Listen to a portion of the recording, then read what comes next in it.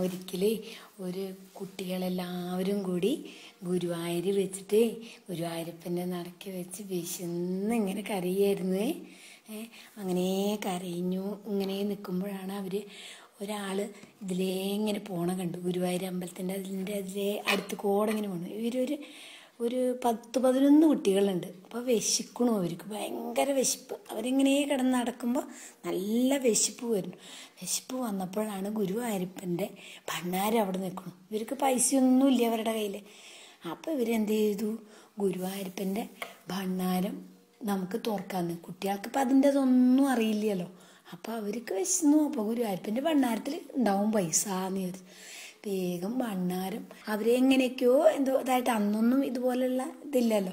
അപ്പോൾ തുറന്ന് കഴിഞ്ഞ് അതിന് പൈസ എടുത്ത് പോയി കുറേ പഴം മേടിച്ചു.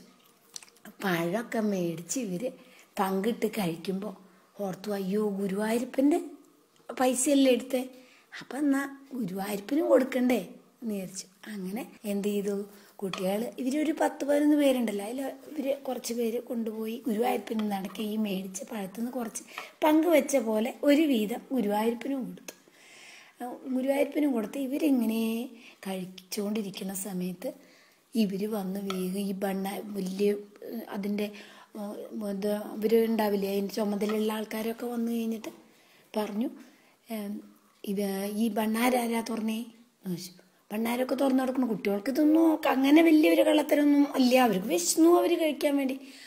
അപ്പം എന്താ വേഗം അവർ വന്നു കഴിഞ്ഞപ്പോൾ പറഞ്ഞു, ഇപ്പം ഞങ്ങൾ പഴം മേടിച്ചു. അപ്പോൾ അന്നൊക്കെ ശിക്ഷയുണ്ട് ഇതാവുമ്പോൾ പറയണത്.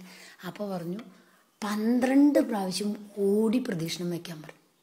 ഗുരുവായൂരം അമ്പലത്തിൽ ഓടി പ്രദക്ഷിണം വയ്ക്കണം 12 പ്രാവശ്യം. അതായത് ഭണ്ണാരത്തിൽ നിന്ന് പൈസ എടുത്ത് കട്ട് കഴിച്ചില്ലേ, അത് കാരണം കൊണ്ട് പറഞ്ഞു.